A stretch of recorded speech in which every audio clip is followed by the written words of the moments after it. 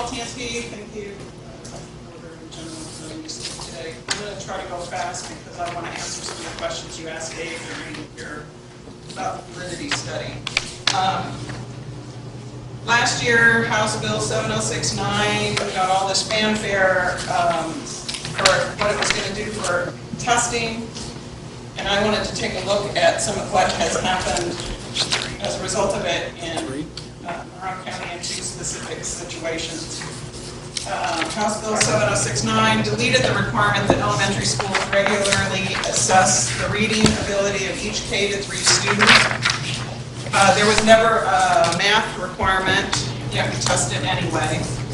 The regular assessment of reading was left as a local decision requiring that student progression depend on mastery of standards, including criteria emphasizing reading proficiency in K-3.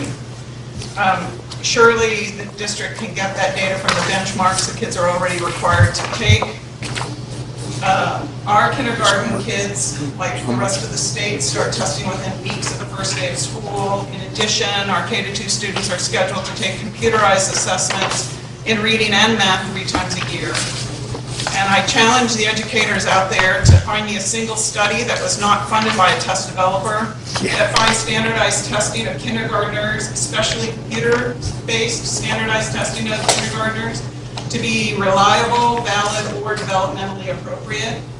I can find you considerable evidence that it can do, but it is not those things, and that it can do lasting harm.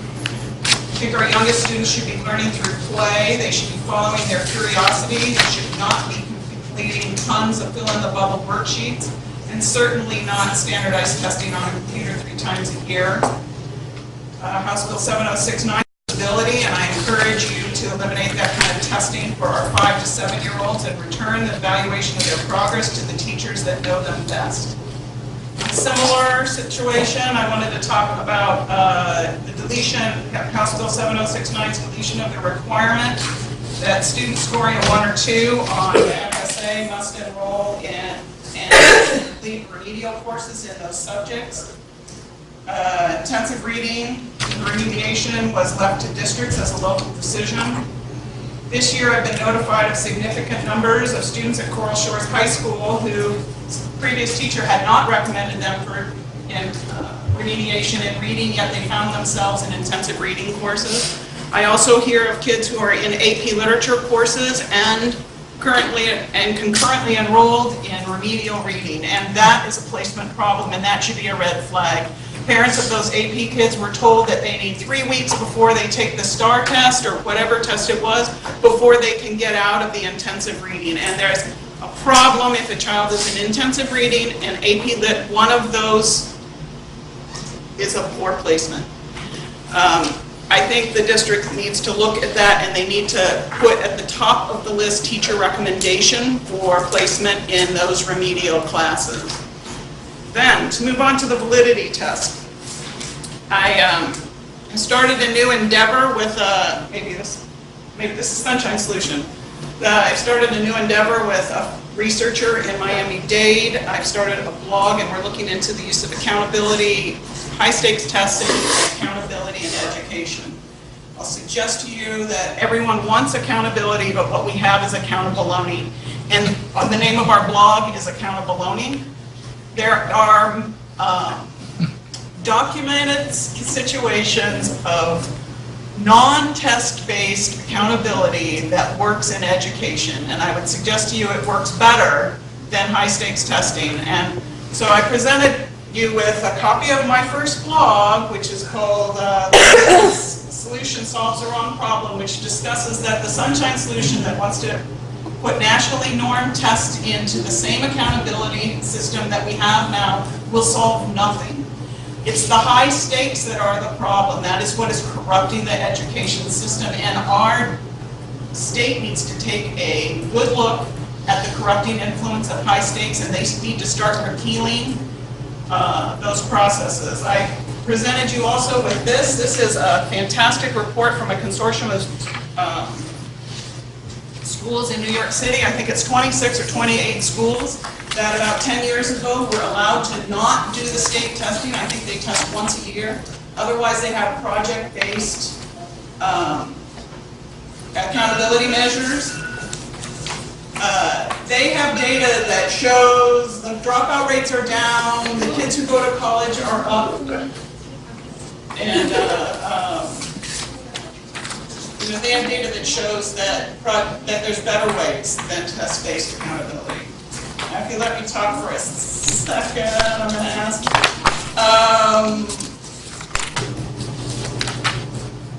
The other problem with the nationally normed test is that we have a standards-based education. Our teachers are asked to teach to standards. If you do a nationally normed test, you will rank students. And so it would be the equivalent of going to the to get your driver's license and passing the test based on how many people got more right than you.